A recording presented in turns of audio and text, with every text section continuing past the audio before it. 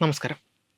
ഇസ്രയേലിൻ്റെ ആകാശ പ്രതിരോധ കവചത്തിലെ ഏറ്റവും പ്രധാനപ്പെട്ടതും ലോക പ്രശസ്തവുമായ സംവിധാനമാണ് അയൺ ഡോം. ശത്രു രാജ്യങ്ങളോ ഭീകര സംഘടനകളോ തൊടുത്തുവിടുന്ന ഹ്രസ്വദൂര റോക്കറ്റുകളെയും മോർട്ടാർ ഷെല്ലുകളെയും ഡ്രോണുകളെയും ആകാശത്ത് വെച്ച് തന്നെ തകർക്കുക എന്നതാണ് ഇതിൻ്റെ പ്രധാന ദൗത്യം.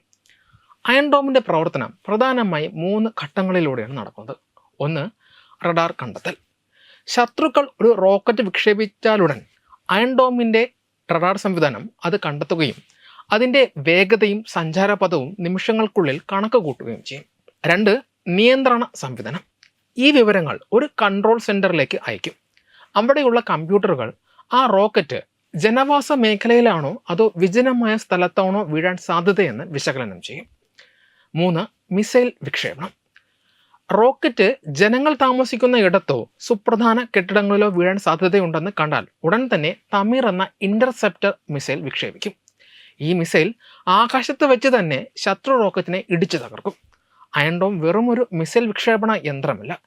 ഇതിൻ്റെ ഏറ്റവും വലിയ പ്രത്യേകത അതിൻ്റെ ബുദ്ധിപരമായ തീരുമാനമെടുക്കാനുള്ള ശേഷിയാണ്. വിജനമായ പ്രദേശങ്ങളിൽ വീഴാൻ സാധ്യതയുള്ള റോക്കറ്റുകളെ അയൺ ഡോം അവഗണിക്കും. ഇതിലൂടെ വില കൂടിയ മിസൈലുകൾ അനാവശ്യമായി പാഴാകുന്നത് ഒഴിവാക്കാം.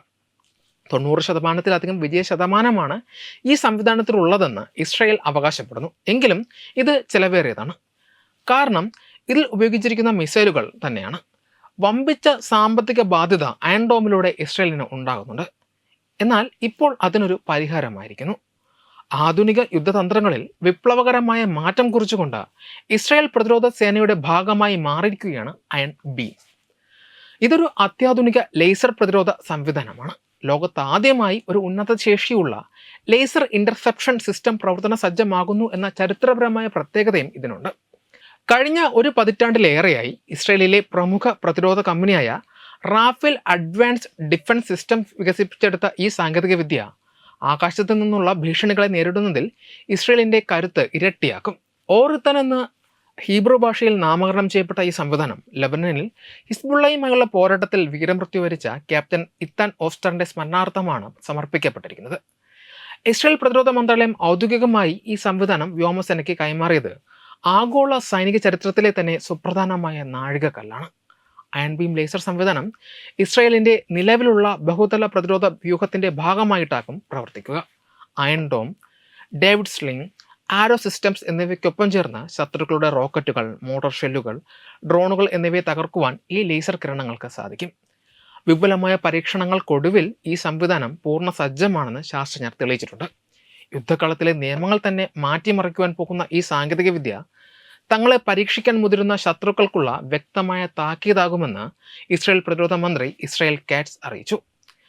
വികസന ഘട്ടത്തിൽ നിന്നും വൻതോതിലുള്ള ഉൽപ്പാദനത്തിലേക്ക് സിസ്റ്റം മാറിയതായും ഇത് സൈന്യത്തിൻ്റെ പോരാട്ട വീര്യം വർദ്ധിപ്പിക്കുമെന്നും അധികൃതർ ചൂണ്ടിക്കാട്ടുന്നു.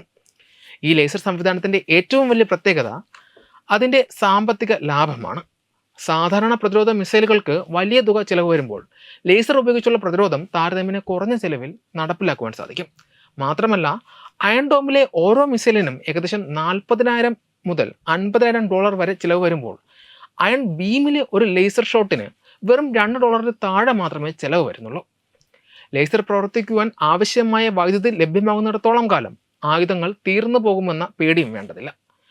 ചെറിയ ശത്രു ലക്ഷ്യങ്ങളെ തകർക്കുവാൻ ലേസർ ഉപയോഗിക്കുന്നതിലൂടെ അയൺ ഡോം പോലെയുള്ള വലിയ സംവിധാനങ്ങളിലെ വില കൂടിയ മിസൈലുകൾ കൂടുതൽ വലിയ ഭീഷണികൾക്കായി കരുതി വയ്ക്കുവാൻ സൈന്യത്തിന് സാധിക്കും.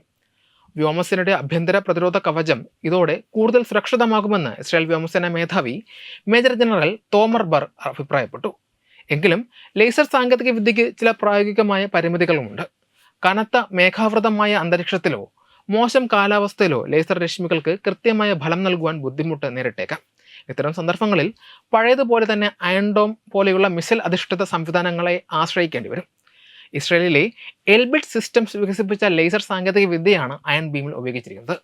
ലോകത്തിലെ ഏറ്റവും നൂതനമായ ലേസർ പ്രതിരോധ സംവിധാനം സ്വന്തമാക്കിയതിലൂടെ പ്രതിരോധ സാങ്കേതിക വിദ്യയിൽ ഇസ്രായേൽ ലോകരാജ്യങ്ങൾക്ക് മുന്നിൽ വലിയൊരു മാതൃക കൂടി സൃഷ്ടിച്ചിരിക്കുകയാണ്. വെബ് ഡെസ്ക് തത്വമൈ ന്യൂസ്.